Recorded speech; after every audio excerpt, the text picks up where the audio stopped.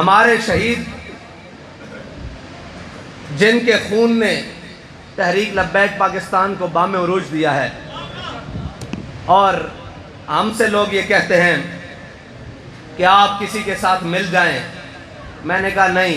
ہمارے ساتھ کوئی آ کر ملے گا تو پہلے اتنی قربانیاں دے کر آئے حضور کے نام پر۔ زبانی کلامی خرچ کو تو ہم مانتے ہی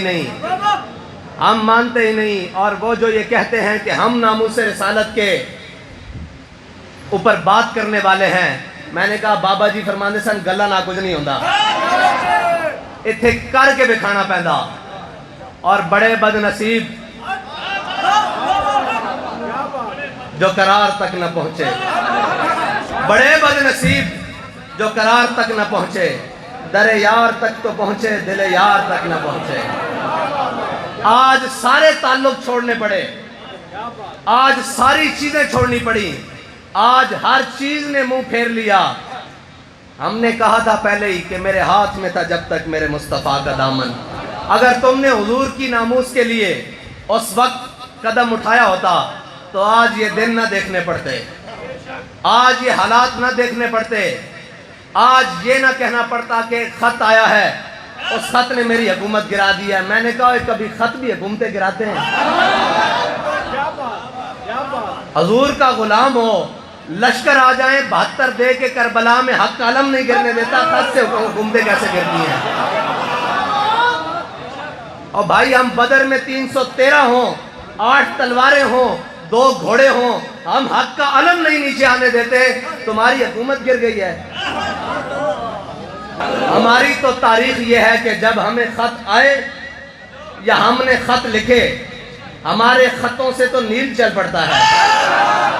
اور اگر ہمیں خط آ جائے تو ہم یہ نہیں کہتے کہ میں اس کو دکھاؤں گا بھی نہیں، وہ بہت بڑی ذمہ داری ہے مجھ پر، بلکہ حضرت یوسف بن تاشفین کو جب خط آیا تو آپ نے اپنے مشیر سے کہا اس کا جواب لکھو، تو انہوں نے بڑا 2-3 صفحوں کا لمبا جواب لکھا کہ اس نے الفاظوں نے خط میں لکھا تھا کہ اگر آسمان کے فرشتے بھی تمہاری نصرت کو ادھر آئیں، تمہاری مدد کو ادھر آئیں، تو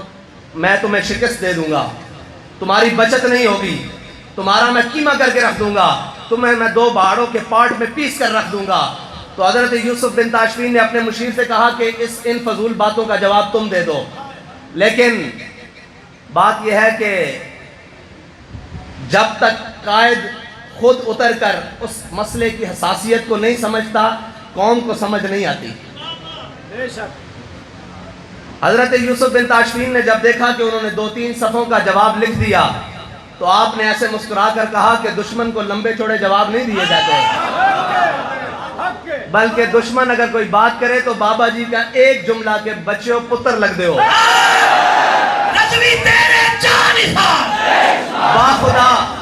باخدا جب سارے ظلم انہوں نے کر لیے نا، سارے ظلم،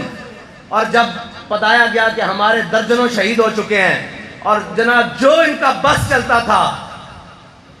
وہ انہوں نے کر لیا، اس کے بعد مجھے مسکراتی ہوئی بابا جی کی ایک تصویر جیل میں عکس بنتا تھا آنکھوں کے سامنے کہ بچوں پتر لگ دے ہو، اجے میدان لگنا۔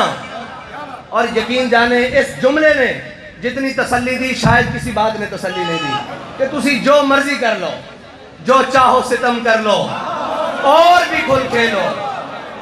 پر ہم سے قسم لے لو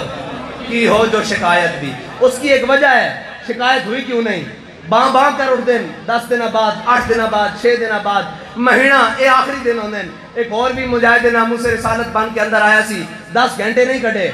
بالکل کند نہ کند سی، چیخن دی رون دی آواز آوے۔ اس دی وجہ ہے نہیں کہ ساڑھے اندر کوئی کمال ہے، اسی کہنے ہیں جو چاہو ستم کر لو اور بھی کھل کھیلو، پر ہم سے قسم لے لو کی ہو جو شکایت۔ اگلی گل ہے کہ شاہوں کے تکبر سے بھی دب کر نہ رہا میں، آخر کس بارگاہ خاص کا گدا ہوں میں۔ بابا جی فرمانے سے جلے ہو مالک کنڈ نہیں لگن دیتے۔